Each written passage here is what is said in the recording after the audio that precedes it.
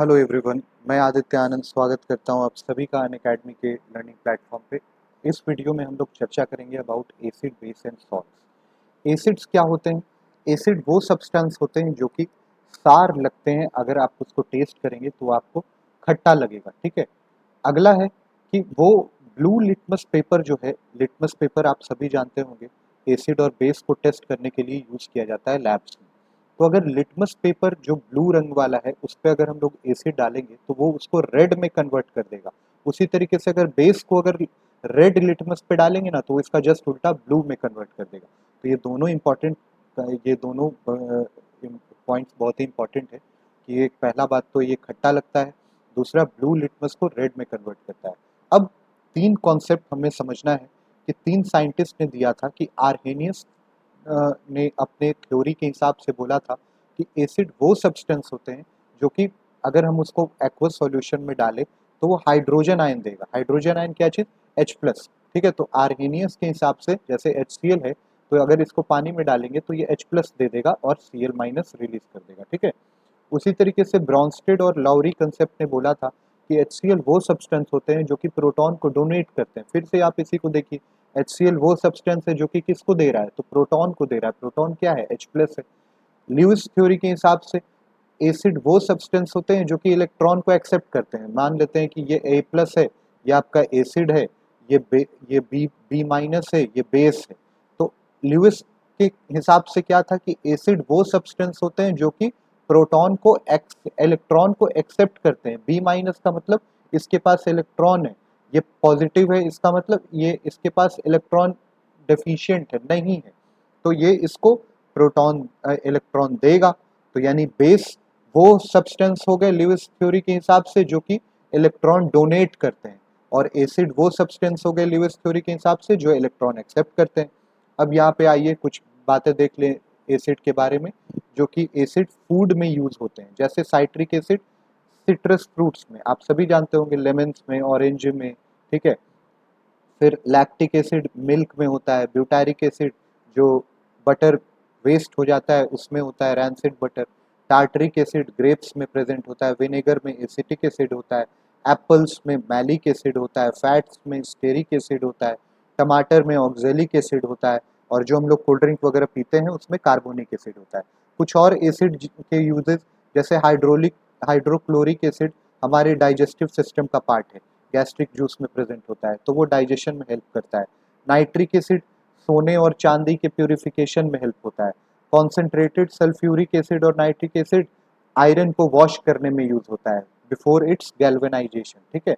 Oxalic acid जो जंग लग जाते हैं आयरन वगैरह में उसको रिमूव करने में हेल्प होता है। ठीक है। बोरिक एसिड हमारे आई वॉश के तौर पे हम उसको यूज करते हैं, जैसे आई ड्रॉपर में प्रेजेंट होता है।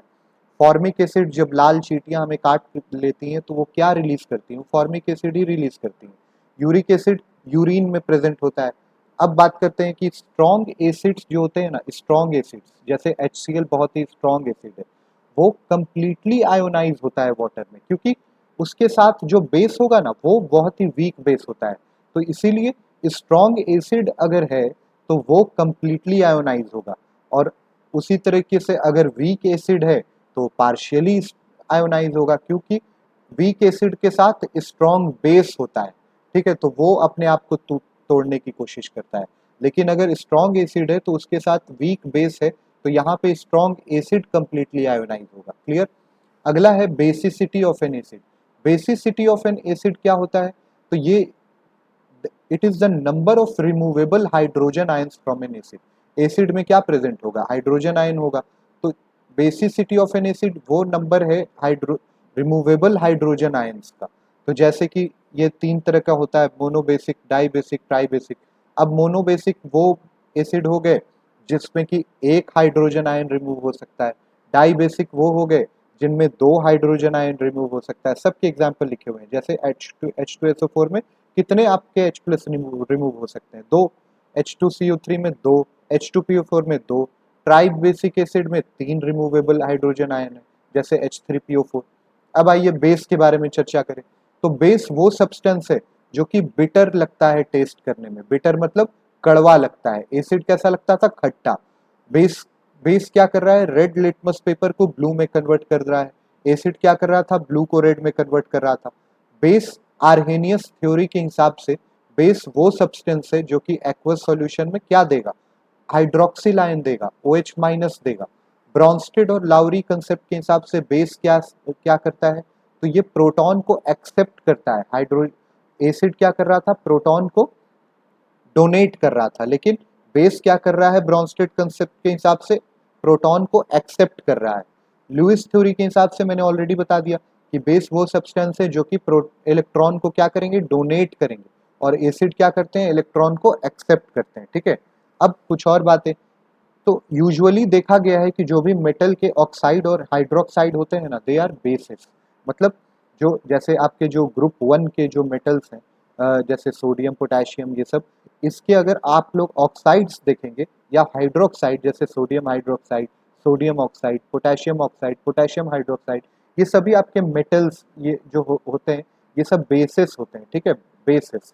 ठीक है, अब वाटर सॉल्यूबल अगर बेसिस है, जो भी बेस अगर पानी में सॉल्यूबल है तो उसको हम बोलते हैं एल्कली।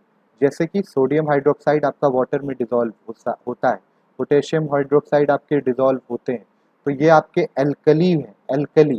ठीक है, अब एक और बात, ये बहुत इंपॉर्टेंट लाइन है कि सभी एल्कली तो बेसिस होंगे लेकिन ऑल बेसिस अल्कली नहीं होंगे। ठीक है, ऑल अल्कली आर बेसिस। ठीक है, ऑल अल्कली यानी जो ऑल वाटर सॉल्यूबल बेसिस जो हैं, ये तो बेस है ही, ऑल अल्कली बेस है, लेकिन सभी बेस अल्कली नहीं है। क्यों? क्योंकि all bases are not soluble in water. Example, copper hydroxide, copper hydroxide. ठीक है, कॉपर हाइड्रोक्साइड। ठीक है, और उसी तरीके से एल्यूमिनियम हाइड्रोक्साइड, एल्यूमिनियम हाइड्रोक्साइड। बात समझ में आ रही है? तो एल्यूमिनियम हाइड्रोक्साइड हो गया, कॉपर हाइड्रोक्साइड हो गया।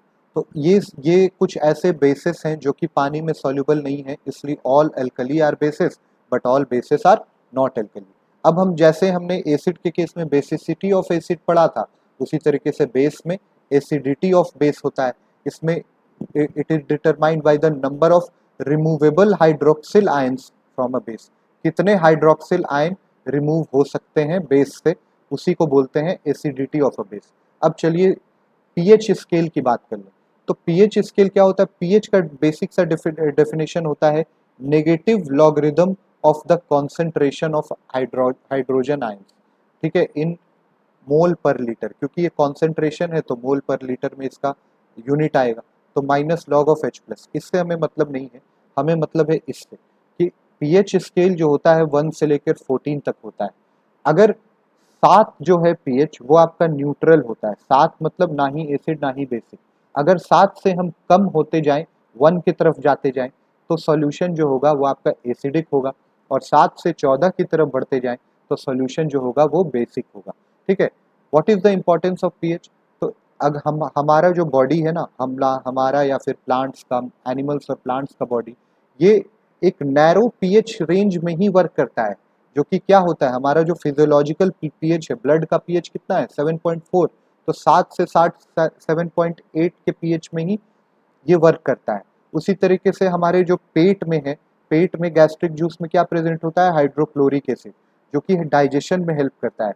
लेकिन अगर ये एक्सेस रूप में सिक्रीट होने लग जाए ना, तो वो हमारे पेट में पेन कॉज करता है, जो कि हमें एसिडिटी, हम जिसको बोलते हैं एसिडिटी हो रहा है, तो हम क्या लेते हैं, फिर इनो लेते हैं, उसको बोलते हैं एंट एसिड। एंट एसिड क्या कर रहा है, वो बेस है। जैसे एग्जाम्पल के तौर पे मिल्क ऑफ मैग्नीशिया, जो कि आपका पीएच जो एसिड पीएच हो गया है उसको एडजस्ट करने की कोशिश कर रहा है।